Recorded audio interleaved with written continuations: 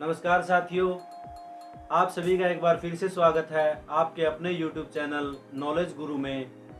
राजनीति विज्ञान पढ़ते समय कुछ अवधारणाएं ऐसी होती हैं जिनमें बहुत तकनीकी और सूक्ष्म अंतर होता है।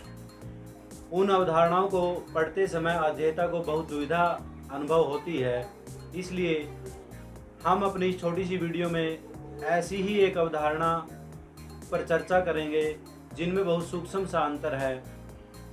आज हम अपनी इस वीडियो में बात करेंगे विधि के समक्ष समानता, विधियों का समान संरक्षण और विधि के शासन की।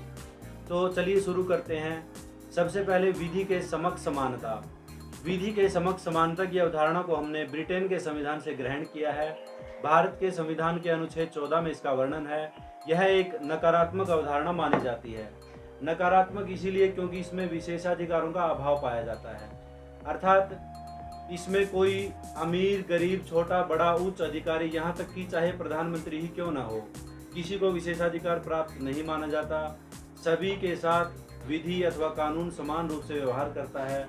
शायद इसी अवधारणा के आधार पर ही यह उक्ति राजनीति विज्ञान में प्रचलित है कि कानून अंधा होता है। दूसरी तरफ विधियों का समान संरक्षण, इस अवधारणा को हमने अमेरिका के संविधान से ग्रहण किया है।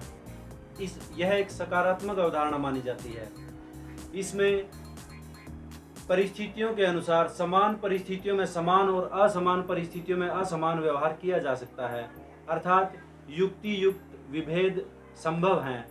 भारत के संविधान के अनुच्छेद 16 में लोक नियोजन में जो आरक्षण का प्रावधान किया गया है वह इसी अवधारणा के अनुसार है। कुछ उदाहरणों के माध्यम से इसे स्पष्ट करते हैं। जैसे अमीर और गरीब दोनों व्यक्तियों की परिस्थितियां क्योंकि समान नहीं हैं, इसलिए उन पर समान दर से आयकर नहीं लगाया जा सकता। दूसरे उदाहरण से यूं कह सकते हैं कि जैसे किसी पुस्तकालय अथवा परोपकार के कार्य को राज्य की तरफ से विशेष रियायतें दी जा सकती हैं। कोई शराब कारोबारी उनके आधार पर यह मांग नहीं कर सकता कि उसे भी वही विशेष रियायतें दी जाएं जो उस पुस्तकालय को दी गई हैं, क्योंकि दोनों की परिस्थितियां समान नहीं हैं। लेकिन दूसरा कोई पुस्तकालय यह मांग अवश्य कर सकता है कि जो रियायतें उस पुस्तकालय को दी गई थी वही रियायतें उसे भी प्रदान की जाएं, क्योंकि दोनों की परिस्थितियां समान हैं। आइए इन दोनों अवधारणाओं को एक ग्राफिक्स के माध्यम से समझते हैं।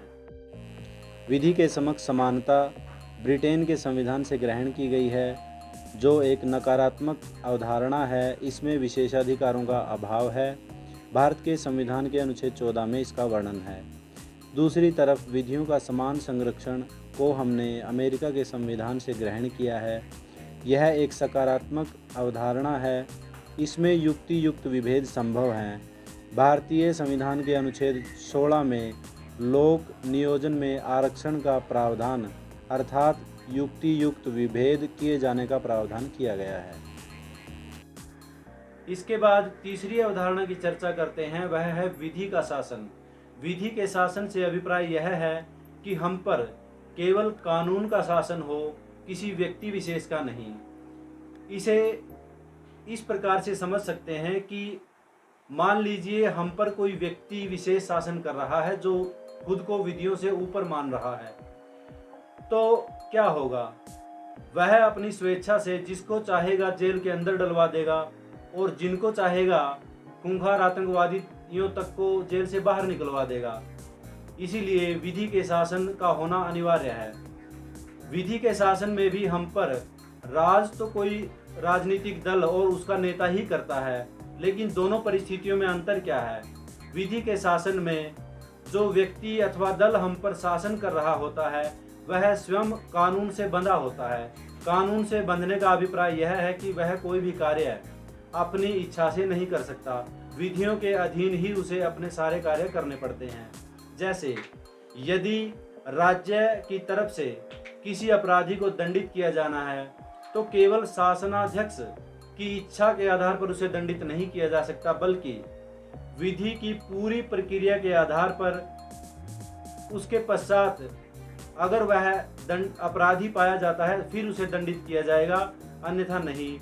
यह है विधि के शासन का महत्व। उम्मीद करता हूँ आपको इन तीनों अवधारणाओं का सूक्ष्म और तकनीकी अंतर स्पष्ट हो गया होगा। इसी प्रकार की क्लिष्ट अवधारणाओं के तकनीकी अंतर को समझने के लिए जुड़े रहिए हमारे साथ। आप सभी का बहुत बहुत धन्यवाद। नमस्कार साथियों।